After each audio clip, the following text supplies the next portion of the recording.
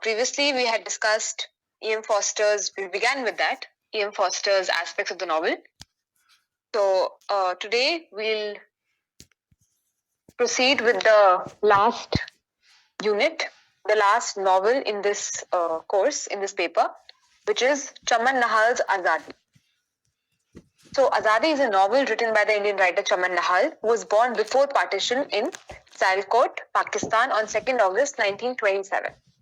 Which is 20 years, almost exactly, because he was born in August 1927, so almost 20 years before the independence.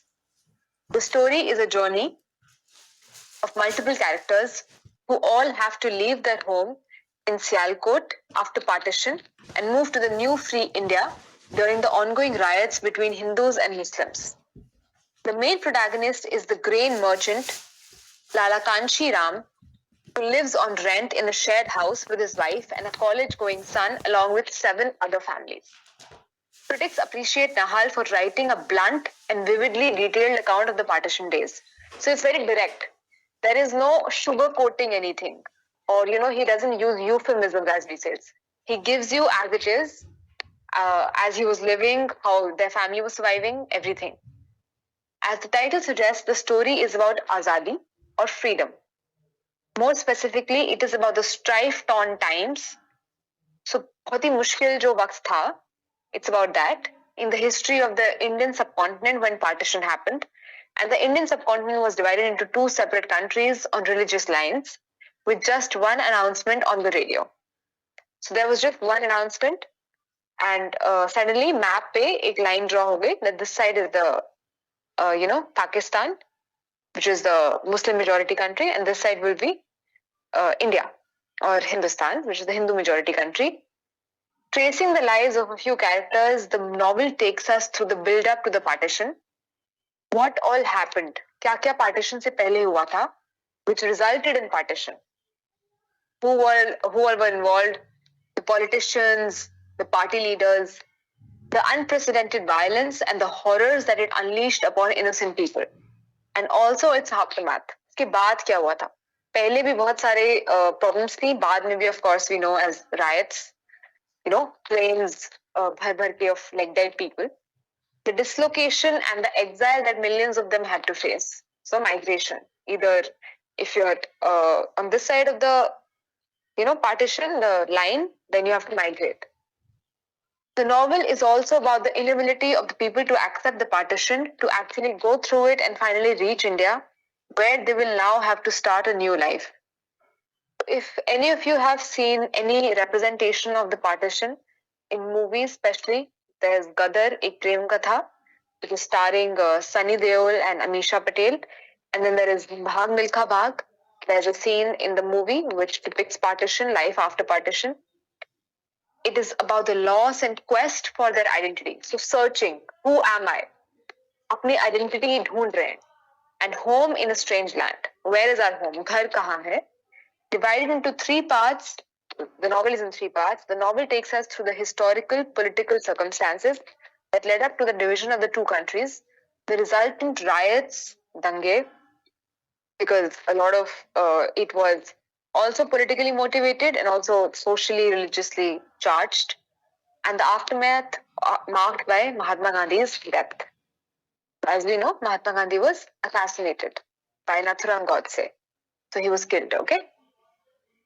Haratinder Shoran writes in Tyranny of Partition, a retrospective analysis of Chaman Nahal's Azadi, that Azadi has none of the sensationalism of other novels about India's partition. So, as we studied, as we just read in the above paragraph, Chaman Nahal, the author, is very direct. He's very blunt. There is no sugarcoating anything or sensationalizing anything or romanticizing anything, okay? Has none of the sensationalism of other novels about India's partition, such as Khushwant Singh's Train to Pakistan or Manohar Malgonkar's A Bend in the Ganges. So these are novels which sensationalize partition. They are not direct. They don't, it's not like a diary entry. So they are very, very, fine, reformed, polished.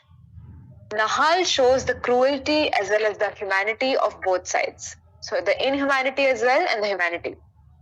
The novel also consists of autobiographical elements, as the writer himself had lived through the partition and was a victim as well as a survivor. So he was born in 1927.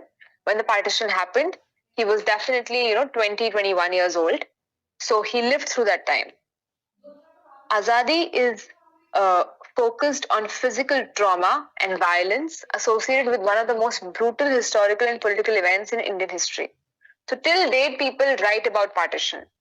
Not just write, but they act it out. There are so many plays, poems, films still being made on partition, documentaries, okay? So a brief note on Indian fiction in English. So previously we did not have this section, even though this paper is called Reading Indian Fiction in English, right?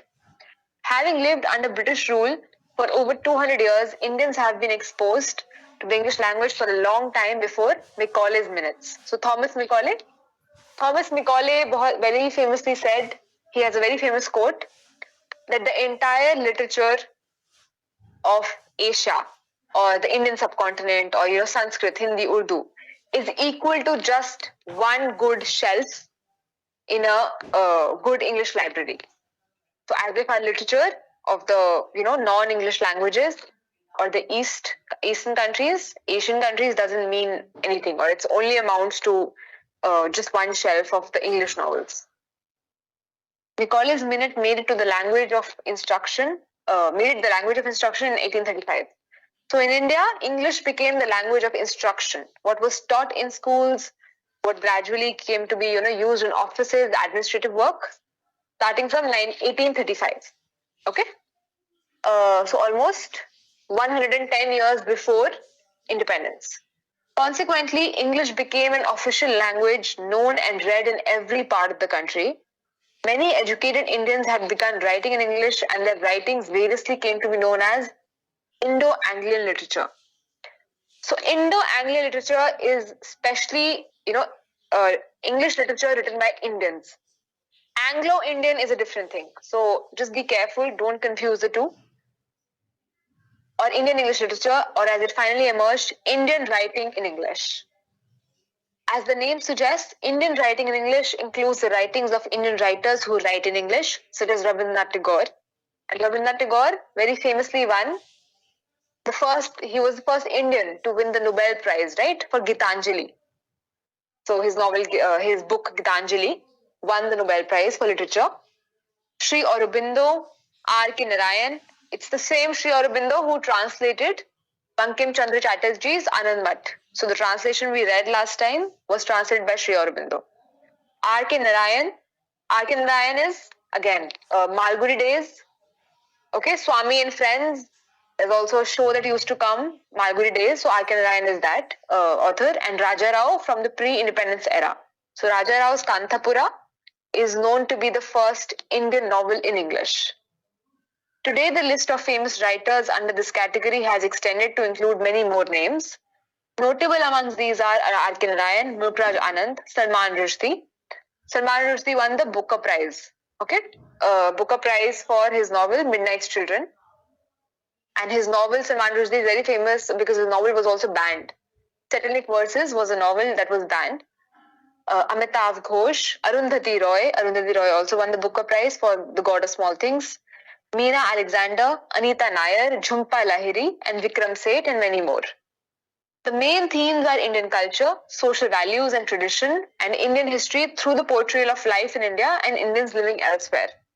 So Vikram Seth's novel, A Suitable Boy, there's a Netflix series also, if anybody is interested to watch. And it's almost 14 or 1500 pages long, that novel. So it's one of the longest works, one-volume works in English. And Jhumpa Lahiri's novel, The Namesake, also has an adaptation starring Tabu and Irfan Khan. So if anybody is interested to watch that. The main themes are Indian culture, social values, and Indians living elsewhere, their life. However, recent Indian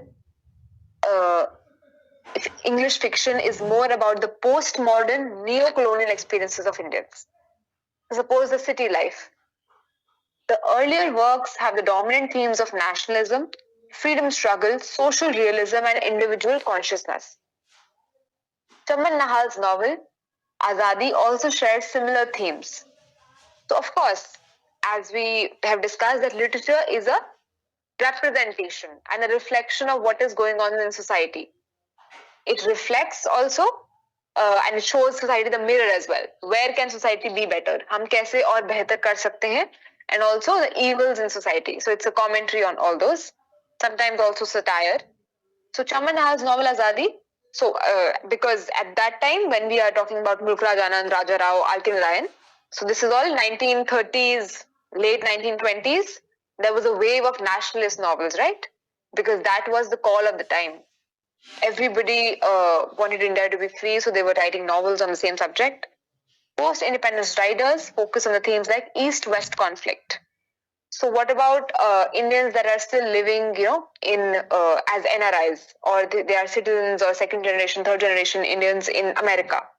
So the East-West conflict, how do you want to fit in a country, but also you have to preserve your Indian identity while also mingling with the West, especially when the world has opened up. We consume so many different cultures. We consume, Japanese, American pop culture, Korean, everything. So the East-West conflict, multiculturalism, social realism, gender issues, existentialism, spiritual humanism, ecological problems, magic realism, and the Indian diaspora. So diaspora is a term used for any community that is belonging to one country but settled outside. So the Indian diaspora in, suppose, Canada is huge, okay? What is distinct about this writing is that it focuses on the Indianness of an experience and conveys it through Indian characters, mostly in an Indian landscape. So even abroad, we are likely to find people that are of our culture, our community, right? That's human nature. So that's why the Indianness of an experience. Like even in London or England, you have colonies or streets which have people from Bangladesh living only, okay? Nowadays, writers focus on the decolonization of the English language in Indian writing in English. So it's no longer a foreign language. We all study English formally in our schools. So it's part of our curriculum. It's a second language. It's not a foreign language to us. So decolonization. So because you have, suppose you have American English, there are phrases or slangs or terms in Irish English, Australian English that we will not understand. Similarly, there's a separate English called Indian English. Not only have the themes become universal, but the experience of decolonizing English and using it as another Indian language is similar to the experience of other post-colonial nations like Africa and Australia. So we can never, be done with English. English has become a part of us. Interestingly, Chaman Nahal's work is already appreciated by critics for being different from the stereotypical portrayal of English by the West. A straightforward example is his choice to write about realistic, middle-class Indian characters and not to translate some words into English. For this reason, one finds a generous sprinkling of Hindi and Urdu words in his novel. So suppose roti or chutney, these words don't have a corresponding English word. So there's no exact translation. And of course, now they have actually become part of the Oxford English Dictionary, right? As it is. About the writer now. Chaman Nahal, famously known as Chaman Nahal Azadi. So that's his full name, but the novel is also called Azadi. So don't confuse that. Was born in Sialkot, Punjab, Pakistan. He migrated to India after independence with his family. He received his university education from the University of Delhi with MA in English in 1948. Later, he studied at the University of Nottingham as a British Council scholar from 1959 to 61 and did his PhD in English in 1961. So, for those of you who are aware, British Council is still there. It's in CP, Connaught Place in Delhi. They also have a library and a bunch of other courses and, language programs. So if you're interested, you can visit the British Council in Delhi. He married Sudarshana Rani and has two daughters. He received the prestigious Sahitya Academy Award. So Sahitya Academy award is very prestigious in India. It's awarded to literature and writers that are, the best in their own languages. Award in 1977 and the Federation of Indian Publishers Award in 1977 and 79. Besides writing novels, short stories, and critical essays, he also taught as a visiting lecturer in several universities in India, USA, Malaysia, Japan, Singapore, Canada, and North Korea. His other famous novels are My True Faces, The English Queens, The Triumph of the Tricolour. He has also written short stories, and one of his well-known collections is The Weird Dance and Other Stories. He also published various essays as a critic. In 1991, in one of his interviews, he said, "I have largely concerned myself with two themes in my novels. The individual versus the joint family system in India. So, as Indians, we are quite aware of the joint family system and my historical identity as an individual, as an Indian. So two themes. So how I as an individual or how Chaman Nahar as an individual fits into the joint family system, and then my historical identity as an individual, as an Indian. So I come from, my background is that I'm Indian, okay? For the latter theme, so for the second theme, that my identity as an individual, as an Indian, I have drawn extensively on history, especially our freedom movement, 1915 to 47. So how that has shaped me, what I am today is because of all that. So पिछले 20 सालों में, so till 1947, because he's 20 or 21, he was born in 1927. All those things, how have they impacted my life? And how have they led me to take certain decisions, give direction to my life? Azadi, the crown and the loincloth, and the salt of life are part of a quartet on that theme. I'm working on the 4th volume of the quartet now. So he said this in 1991. So quartet is like we have a trilogy, right? It's a series of 3 novels. So quartet will be a series of 4 novels. So these 4 novels, one he's still writing, and the 3 that are listed, they're part of a quartet that deal with his identity as an individual and his identity as an Indian. Okay. So he says that he's still working on the 4th part, okay? 4th volume of the quartet. I use Gandhi as the ultimate symbol of that identity. Besides the theme of freedom, so because Gandhi had contributed immensely to the Indian freedom struggle and Indian independence, that's why for Chaman Nahal, Gandhi is the ultimate symbol of that identity, of Indian identity. Besides the theme of freedom, he has also touched upon the issues like caste, sexuality, and gender, because caste is a very, very Indian theme. Most of his characters share their internal thoughts with readers, and Nahal has been bluntly honest in the portrayal of internal monologues of his character. So internal monologues, what are they thinking on their own? Things that they don't communicate to others. जो दूसरों से कहते नहीं है, वो चीजें अंदर जो हमारे दिमाग में चल रहा है, those are internal monologues. So dialogue is between 2 people, between 2 sides, okay? And monologue is by yourself, खुद से, mono. So singular, only me, myself. This kind of honesty adds a realistic element that is common in his writing. Nahal had himself faced the cruelty of the partition and migration. So he faced a lot of torture. The murder of Madhu, Lala Kanshi Ram's daughter, and her husband. Now these are characters in the book, okay? So the murder of Madhu, Lala Kanshi Ram's daughter, and her husband has a direct bearing on Nahal's life, as he too lost his sister in a similar manner. So family members killed during partition, so many people lost their lives. K. Nageshwar Rao writes about the autobiographical elements that Azadi is a masterpiece of Nahal's creative genius. So you have to understand that this novel is not an autobiography. What is an autobiography? Atmakatha. जब हम अपनी life story लिखते हैं from starting to end, that's called an autobiography. This is not an autobiography, but it has autobiographical elements. There are some instances or scenes in the novel or events that are inspired by or actually are the same as Nahal's, the author's own life. So Azadi is a masterpiece of Nahal's creative genius. Nahal being a native of Sialkot and had himself witnessed the horrors and holocaust created by communal frenzy. So communal frenzy is communal madness. That you belong to this religion, and a lot of hatred that is actually originating from religion. So communal madness created a Holocaust.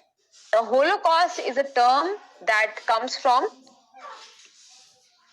the Jewish Holocaust, right? Hitler, World War II, and actually before that, Hitler had eliminated so many Jews. That's the Holocaust, okay? So, absolute genocide of killing, mass killing.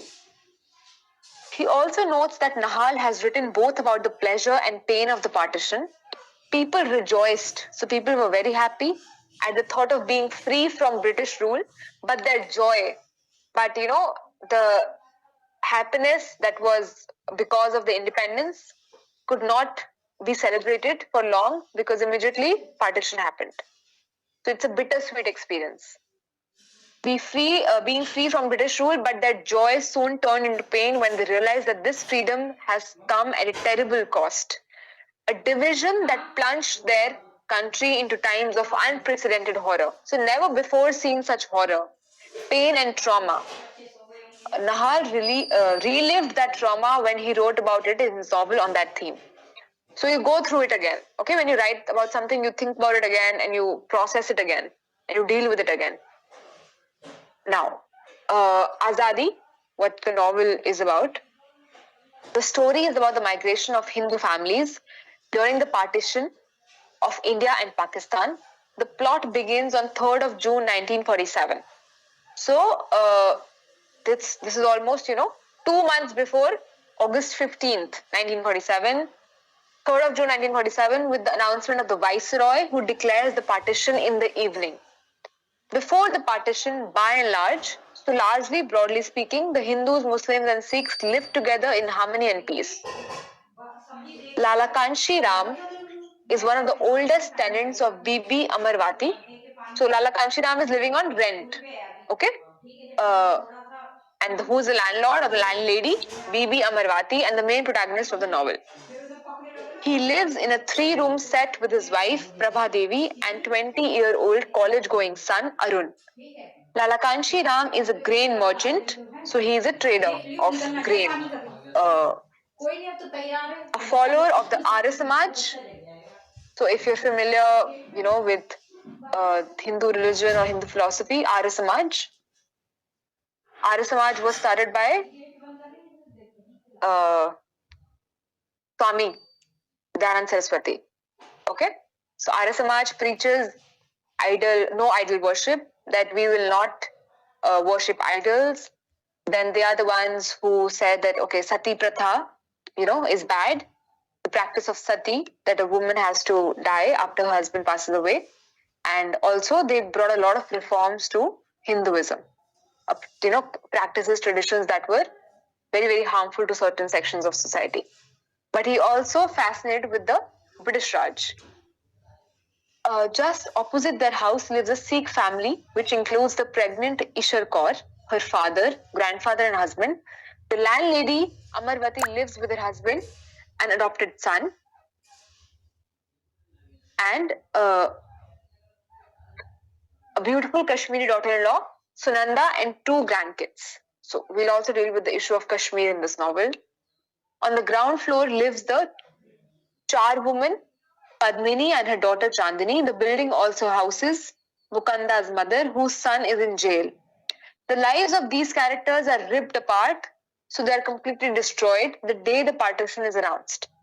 Through their experiences, we as readers relive the horror and the pain of the partition. The lull.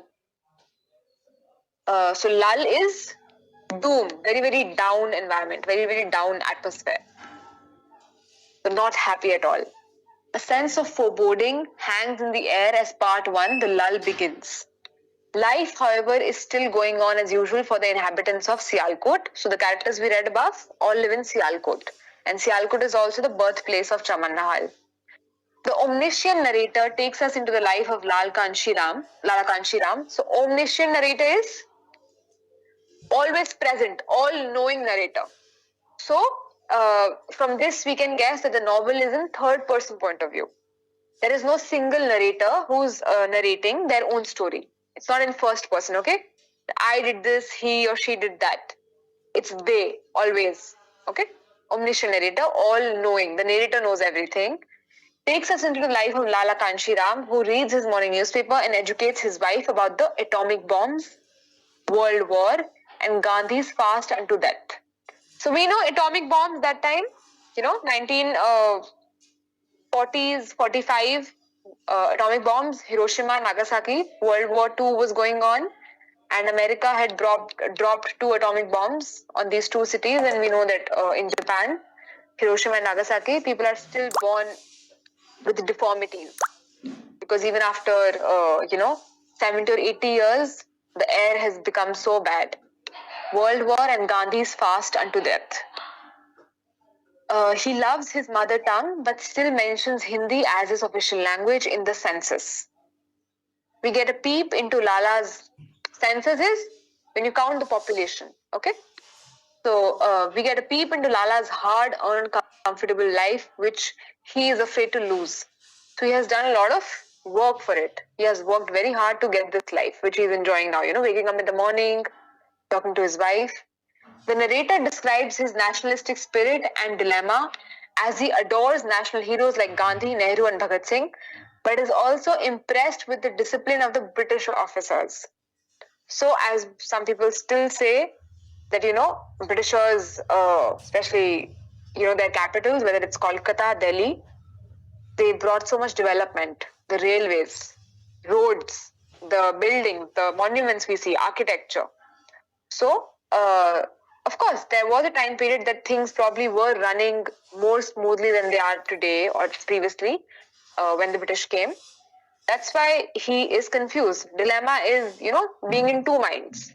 That I don't know if I really want freedom, but I also admire these heroes and I want our country to be free. So that's why a dilemma. On one hand, he calls the British Kutte Angrez and compares himself with national heroes when he spends a night in prison for a strike. On the other hand, he is fascinated by the grandeur and facade of the British parades, uniforms and authority. So he likes it, it's appealing, it's good to see, and the grandeur, they are so grand, the way they, walk or march. So the facade is a face you put on. The facade of a building is a door, okay, the facade. What is on the outside, the appearance. He recalls taking his son to the Hurrah parade where the writer describes the authority and cruelty of the British when they make a spectacle of killing stray dogs with bullets. So making a spectacle of anything is putting on a show. So you're putting on a show for people to be entertained by killing stray dogs with bullets. He worries about the political turmoil, but Prabha consoles him, his wife, and sends him to work. So that's the Britishers' cruelty. If this is the way they are treating stray dogs, so, how will they treat human beings? In Prabha Devi and Ishwar Kaur's friendly chat, the narrator describes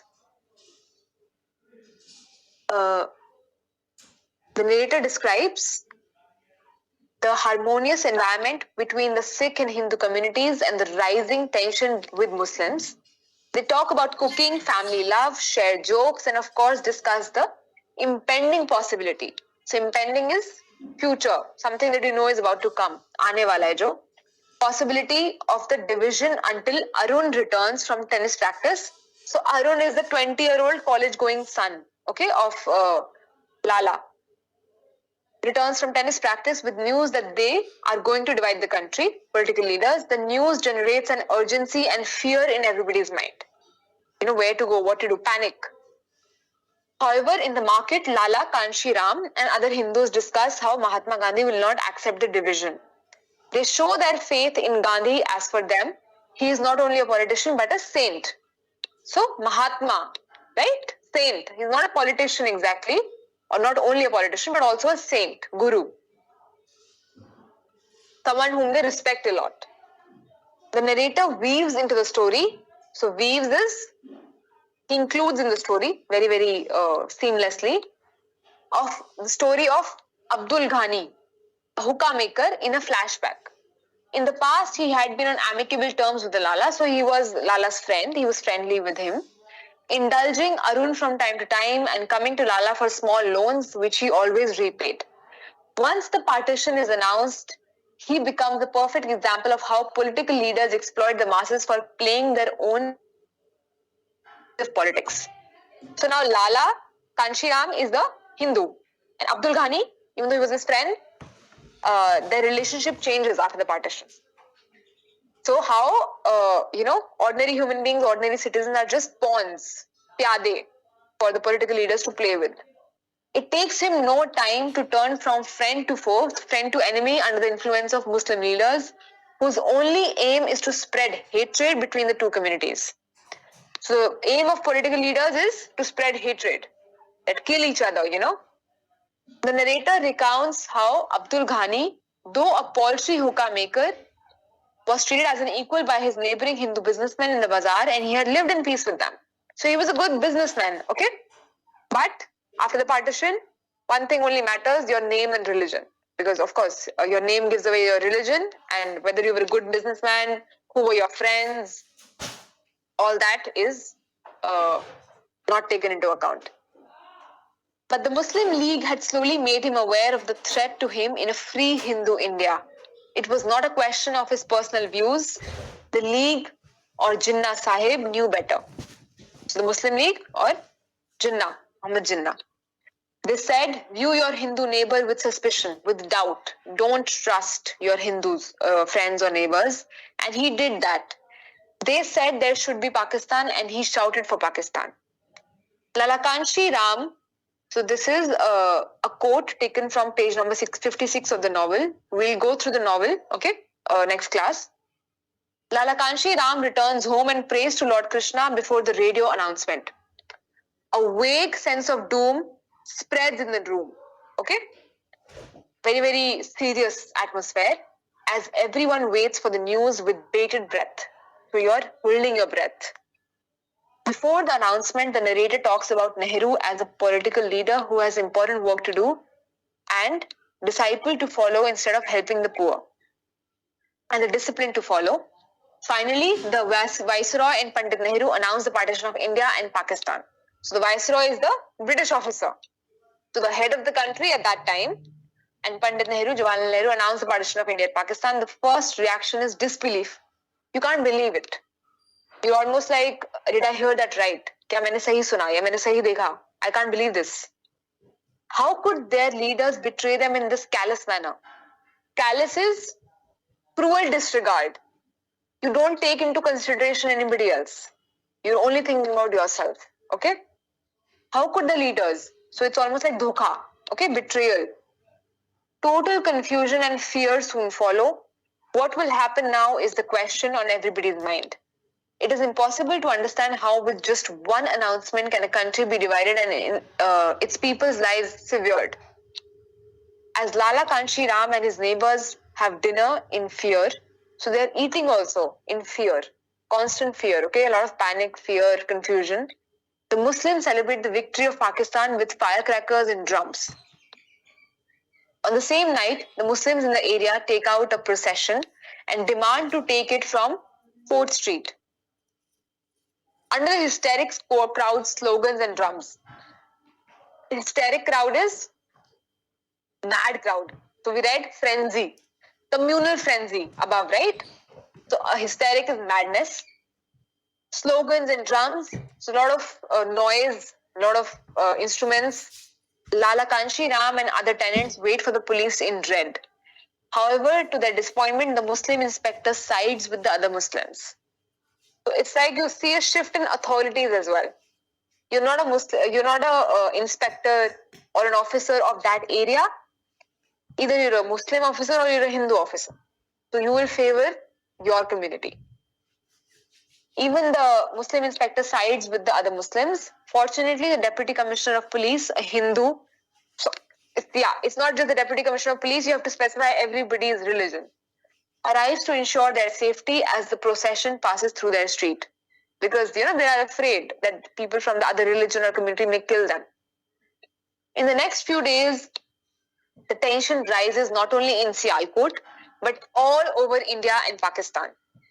Arun, the college-going boy, gets a chance to meet his girlfriend Noor, but they end up having an argument about their future in the current political and religious unrest. So Noor is probably, as we can see from her name, Muslim. Arun is a Hindu. In a flashback to the past, the narrator gives us the story of Chaudhary Barkat Ali and Lala Kanshi Ram's friendship. So the friendship of a Hindu and a Muslim, and also the beginning of Arun and Noor's love story. So this is stolen flashback. You go in the past, how they got to know each other, and you contrast that with the difference, the stark difference, the big difference from now and from the past. We are told that Barkat Ali and Lala both attended Gandhi's rally in Ramtalai once. For Barkat Ali, Gandhi's status is beyond any religion. He is a true follower of Gandhi and believes in non-violence, Hindu-Muslim brotherhood, Swadeshi, Swaraj, and also thinks that Purna Swaraj is possible. So absolute self-governance or independence. Lala, on the other hand, believes that Gandhi is only a saint, but the British are the true rulers. So, unlike Barkat Ali, Lala Kanshiram believes that Gandhi is not a governor or an administrator or the ruler. Disappointed after an argument with Noor, Arun and Munir visit Sergeant Bill Davidson. The narrator describes the background of their friendship. Bill condemns the partition and calls it a stupid decision. Now, of course, Sergeant Bill Davidson is a British officer, but he calls the partition a stupid decision. However, he suddenly calls Gandhi Bloody Gandhi. So, the Britishers' hatred for Gandhi.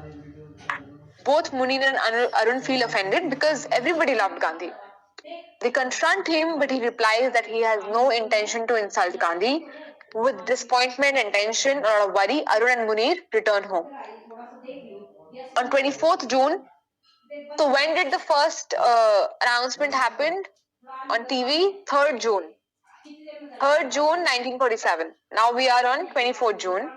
The first riot happens in Sialkot after the Legislative Assembly of Punjab accepts the partition.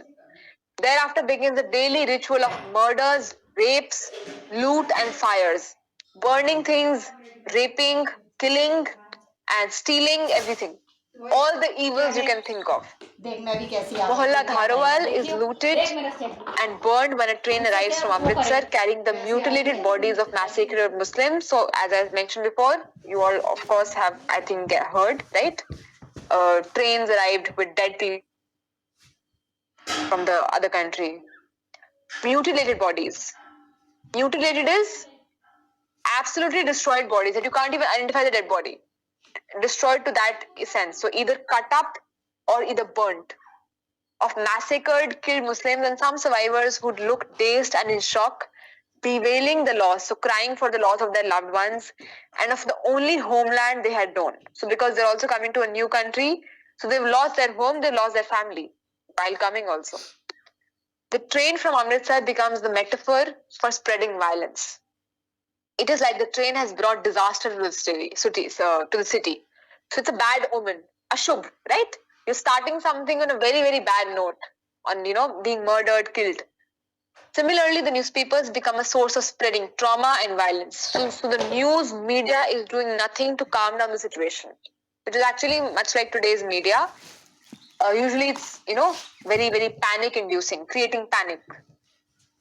Similarly, the newspapers become a source of spreading trauma and violence, sensationalizing everything. Mirch masala wali news. Whatever makes the people buy newspapers. Irrespective of the fact, not caring that it's hurting somebody or it can cause more violence. The murder of the deputy commissioner is like the final declaration of communal violence. So the deputy commissioner, as we know, was a Hindu. His murder is the final declaration of communal violence. Now, whatever was happening was just before his death, sort of a trailer. Now actually the violence begins at a huge scale. Kanshi Ram's inability to accept the partition is symbolic of any other Indian's dilemma to accept such an agreement. He can't accept it. He's still in shock. He still finds it unbelievable. Like any other ordinary person, he blames the government, the British, and the political leaders for causing this failure. So, in a sense, actually, partition was a failure, and we still see the aftermath of partition till date, right? Across India, Pakistan, you have riots. His simple desire to live and die peacefully in Sialkot with a name is a desire shared by many others. So you, of course, want to, die in peace at the place where you were born, but cannot be fulfilled. Also, the flashback of Suraj's marriage with Sunanda keeps the balance between the mood, the text. The writer makes sure that it does not become overwhelming to the extent that readers become incapable of understanding the bigger picture of the progression of themes in the novel. So, the writer is careful as to not make the readers feel too much pain. Okay, because there are other themes as well. We've talked about the violence after the partition. Now we need to move on to other things, right? There's the aftermath also, except apart from the violence. The hysterical laugh. Hysterical laugh is like a crazy laugh, like a mad person. So often in plays and TV shows and movies, villains will laugh like this, gangsters, the evil laugh. The hysterical laugh of Mukanda's mother at the end shows the spreading hysteria and trauma. So it's almost like you are laughing because you can't even cry. You have cried so much, there's the only thing left to do is laugh now. It's like a coping mechanism. She's laughing at those who are leaving in the hope that they will return one day. So, you laugh like, oh, you are so stupid. You think you will return one day? And also at those who will come to burn and loot the houses they call a part of their own country. Lala's shop is also looted. So there are people who have stolen. It's all destroyed. The afraid and weak Lala tells Prabha Devi, his wife, that he is not ready to leave and start afresh. He has to leave Sialkot because Sialkot is in Pakistan, right? And he's a Hindu, so he has to come to India. But he's not ready to leave. Meanwhile, Barkat Ali arrives and informs them that they need to leave as the rioters have planned an attack on their street that night. So Barkat Ali is still being a good friend. He comes to them and he tells them. So of course, there are so many people who help the other community. Neighbors kept them hidden in their houses, right? If it's a Muslim friend, they kept the Hindus hidden. Hindu friend kept the Muslims hidden. Bill Davidson comes to escort them to the refugee camp. He faces the heartbroken Lala Kanshiram, who blames the British for not saving them from the disaster. The story starts with Lala Kanshiram's morning and ends in the first part with the evening dusk. So the lull is the title of the first part. Novel is in 3 parts. And ends in the first part with the evening dusk. Now, din chik gaya, right? The sun has set. And a hysterical laugh. So crazy laugh. The laugh also indicates the upcoming storm, which is the title of the next part. What is about to come. Okay, even worse. After the lull, a temporary interval of quiet, comes a dark storm, literally and metaphorically. After the lull, a temporary interval of, so things have calmed down a bit, but very, very temporarily, very, very short duration. Now a storm is coming, literally and metaphorically. So storm can be a huge riot, okay, genocide. And literally the storm will be Andhi, Tufan, okay, the weather. The literal storm is the violence that would be unleashed on innocent people, and the metaphorical storm is the upcoming challenges both nations will face at the social, political, economic levels. The storm, part 2 of the novel. For the next 3 months, so we ended on June, right? We ended in June, July and August. July, August, September, and August 15th is declared independence. For the next 3 months, Hindus of Sialkot live in inhumane conditions of the refugee camps. So refugee camps conditions are really, really bad. They're not fit for living. During the rainy season, that too in rainy season, totally unaware of Delhi's freedom celebrations. So people at the border where the partition line was drawn, their life and their conditions, their situation versus the ones who are inside, the inner parts of India. Very, very different situations. People are celebrating in the capital.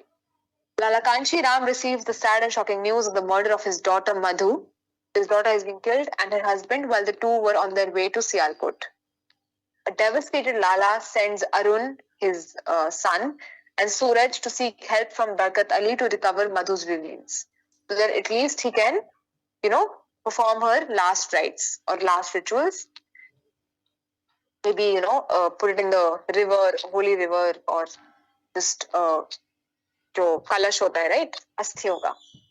As the two make their way back to Sialkot, the narrator paints a dreadful picture, very, very scary picture of the destruction and vandalization of the Hindu homes. So vandalization is like writing something with paint, spray paint or sketch pens, or just destroying, coloring, anything. At Barkat's Ali place, he and his family console Arun, so they comfort him. Noor is also shocked and sad about Arun's situation because, of course, he has just lost his sister. Barkat Ali and Munir go with Arun and Suraj to inquire about dead bodies. However, they meet Abdul Ghani as a Paksar volunteer who claims that he has burned Madhu's body with his own hands. Unable to bear Ghani's beastly and inhuman act, Barkat Ali beats him.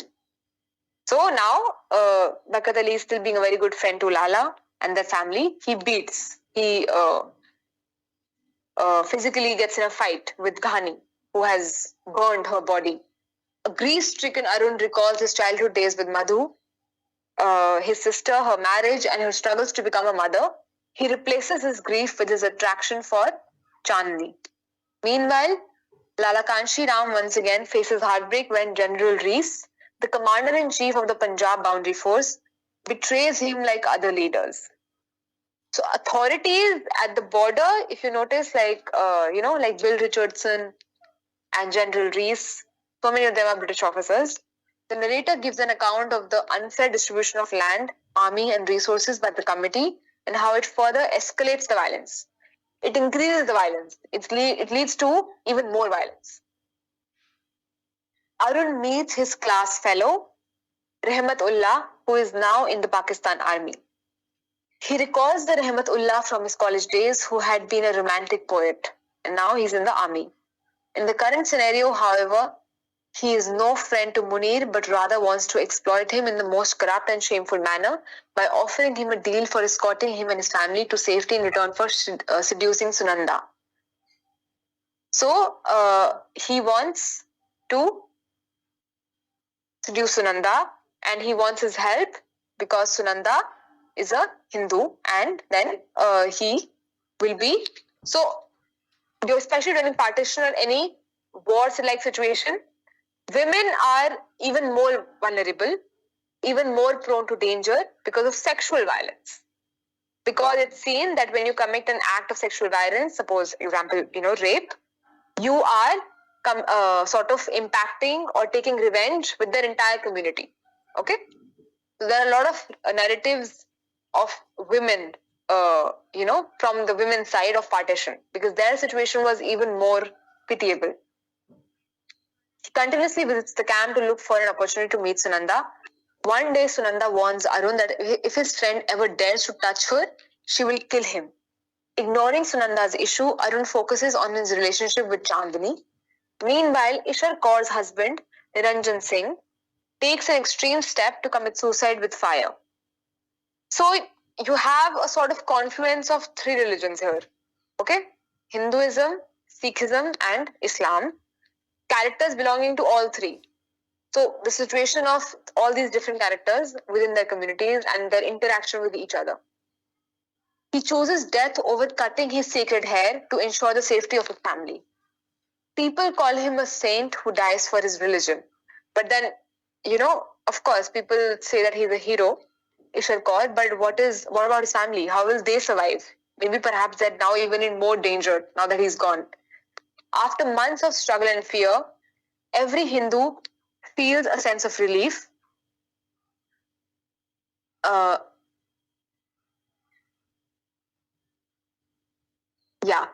So somebody has asked here, what's the meaning of metaphorical? Okay. So as we said, studied previously, the storm, metaphorical and literal. Literal is direct, that it is what it is, but metaphorical is a figure of speech. So when I'm saying, suppose example is, he was a lion in the battlefield. That's a metaphor. Does not mean he became a lion in the battlefield, like literally. But he fought like a lion. He was as brave as a lion. So metaphors are used for comparisons. Okay? Yeah. People call him a saint who dies for his religion. After months of struggle and fear, every Hindu feels a sense of relief when the Indian army under Major Rana Jang Bahadur Singh arrives at the camp. They initiate a plan to securely bring refugees in a foot convoy to India via the Dera Baba Nanak border. So there is no transportation, you have to travel on foot to the other country. The convoy of hundreds of families stops at Gunnakalan, 6 miles out of Sialkot. So they're not very far from Sialkot. 6 miles is like almost 15 kilometers. Barkat Ali, Munir and a few other Muslims visit their friends and say goodbyes at Gunnakalan. They next stop at Pasroor Tehsil, where Lala feels nostalgic looking at the Punjabi surroundings. So it will, of course, even today there is a Punjab in Pakistan, right? However, Major Jang Bahadur worries about the intentional delay caused by Pakistani officers. Maybe they're not letting them pass. His doubts prove right when the convoy faces an ambush at Kila Sobha Singh, 7 miles from Pasroor. When the mayhem gets over, the narrator describes the mutilated bodies and destruction all around as physical evidence of the attack. So there was an attack and people killed very, very brutally. On the 9th day of the journey, so they are journeying by foot, paidal ja rahe hain wo. On the 9th day, by the time they reach Narowal, which is 36 miles from Sialkot, 1,500 people have already lost their lives due to attacks, dehydration, tiredness, exhaustion, okay, starvation. The convoy stopped because they're going by foot. And, July, August, September, these are very, very hot months in North India. And, the northern Indian Pakistan region. The convoy stops just 8 miles from the border. Arun still fantasizes about Chandni, so he's still thinking about Chandni. Suraj brings shocking and shameful news of Muslims parading naked Hindu women. That's what I meant, violence against women. So the narrator gives a dark, disturbing and detailed account of the disfigured and beaten bodies of naked and shaved Hindu women. So shaved is not just the hair, but also your pubic hair. Okay?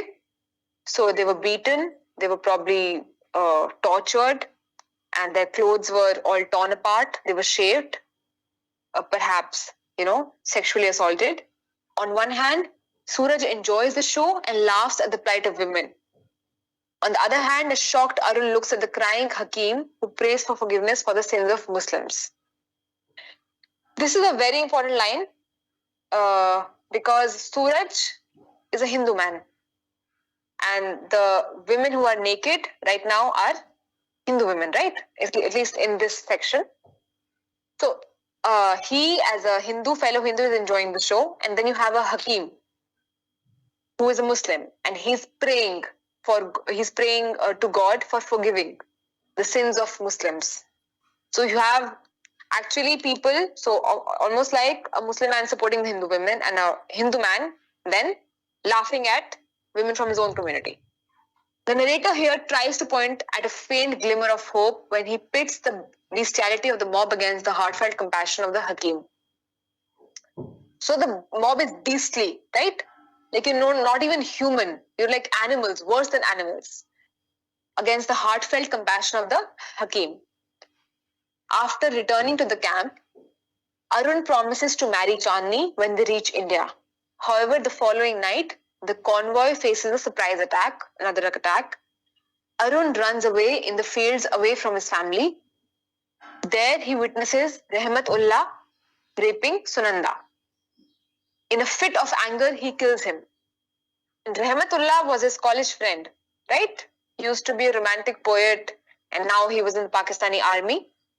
So, not even ordinary citizens, but the authorities becoming, inhuman they are the ones actually raping and killing the mortals. He and Sunanda take his revolver and decide to search for their family in the camp. Arun receives the news that Suraj Prakash is dead and Chandni is missing. Devastated, Arun tries to search for her but remains unsuccessful. He blames himself and everyone around him for not protecting her, for not protecting Chandni. So think about the trials that Arun has gone through, and also Lala Ram.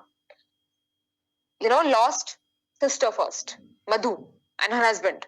Couldn't even find their ashes, burnt by their own friend. Then saw his sister being raped by his friend, college friend. So a lot of horrors were witnessed just within 1 month. The wounded and lost convoy, where everyone has lost someone. So convoy, the people, that crowd where everybody has lost someone, reaches the last village, Jassar. The elderly people of the village cry looking at the devastation. Some people offer water and some say goodbyes. Everyone rushes to the river Ravi like they are rushing for their deliverance. So Ravi, we know the 5 rivers that flow through Punjab. Sutlej, Jhelum, Ravi. Lala Kanshi Ram shouts Vande Mataram and salutes his new motherland. Arun, as opposed to his father's joy, is upset over his loss of Noor and Chandni. Partition has snatched his love from him twice. Because unfortunately both the girls he loved did not belong to his religion. In New India, they arrive at Amritsar, but their quest does not end there. It's not like they can rest. Still, there are so many, trials and challenges to face. They face rejection from all their relatives and decide to move to Delhi. Lala hopes that he will live peacefully where leaders like Gandhi and Nehru live, Delhi. The train journey is full of delays. So the train from Amritsar to Delhi, and they witness the Muslims leaving India in similar fear and difficulties as they had left Sialkot in Pakistan. Their train stops at Ambala. So Ambala is very, very in Haryana, right? After Karnal. For more than 12 hours as Hindus derail a train going to Pakistan. En route, so during the journey, Kanshi Ram offers words of wisdom to Prabha Devi, his wife, about the land of Kurukshetra. So we know that in the Prasth Kurukshetra, the great war of Mahabharat happened in Kurukshetra. He hopes that he will start a new life in Delhi with his wife and son. Meanwhile, Ishar Kaur gives birth to a baby girl on the train with everyone's help. The narrator creates a contrast between life and death, because you have a baby girl being born and then the killings of so many people happening. Contrast of life and death, as on one side a new baby is born in free India, and on the other side, on the track, lie the mutilated, destroyed, absolutely unidentifiable dead bodies of hundreds of Muslims. In Delhi, they face trouble and corruption in getting assistance from the government authorities. So the authorities being corrupt, brutal. The reality once again hits Lala Kanshi Ram. He realizes when officers ask him to pay 1,000 rupees to get a house and another 1,000 for a shop. He struggles for days, going from one office to another, even visiting Nehru's house where he faces betrayal once again. After days of struggle, Ishar Kaur and her father decide to go and live with a relative in Shahadra. Lastly, Kanshi Ram and others settle in the Kingsway camp on Alipur Road in 2 rooms. So it's like the politicians, you make a decision but without thinking of the aftermath. What will be the consequences of it? So ordinary people suffering like this, when they visit your own homes for help, they also get betrayal. So we'll keep the last part 3 of the novel for next time, and we'll end for today. I hope you all liked the class, and we'll go ahead next time. Okay, so that's all for today. So deliverance, somebody I can see in the chat, somebody has asked the meaning of deliverance. So deliverance is freedom, okay? The action of being set free or released. Okay, so if you're released from prison, that's discharged, or from the hospital, discharged. So that's deliverance. Okay. Thank you, everyone.